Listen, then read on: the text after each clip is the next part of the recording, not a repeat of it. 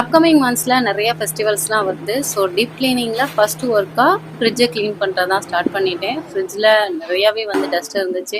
So ரொம்ப நாள் ஆச்சு. ஃபஸ்ட்டு எல்லா திங்ஸையும் ரிமூவ் பண்ணிவிட்டு ஸோ ஃப்ரிட்ஜை வந்து எம்டி ஆக்கிட்டோன்னா ஈஸியாக வந்து க்ளீனிங் ஒர்க் பண்ணிடலாம். ஃப்ரிட்ஜிலேருந்து ரிமூவ் பண்ண பார்ட்ஸ் எல்லாத்தையும் நார்மல் விம் பார் யூஸ் பண்ணி க்ளீன் பண்ணிட்டோன்னா ஸோ நெக்ஸ்ட் க்ளீனிங் ஸ்டெப் ரொம்பவே ஈஸியாக இருக்கும். டஸ்ட் எல்லாத்தையும் லைட்டாக ஒரு கிளாத் யூஸ் பண்ணி க்ளீன் பண்ணிவிட்டு ஒரு பவுலில் ஒரு லெமன் எடுத்திருக்கேன். இது கூட பேக்கிங் சோடா வந்து ஆட் பண்ணி தண்ணி இதை மிக்ஸ் பண்ணி நார்மல் விம் ஸ்க்ரப் யூஸ் பண்ணி நம்ம க்ளீன் பண்ணிக்கிட்டோன்னா ஸோ டர்ட்ஸ் எல்லாமே நல்லா ரிமூவ் ஆகி வந்துடும்.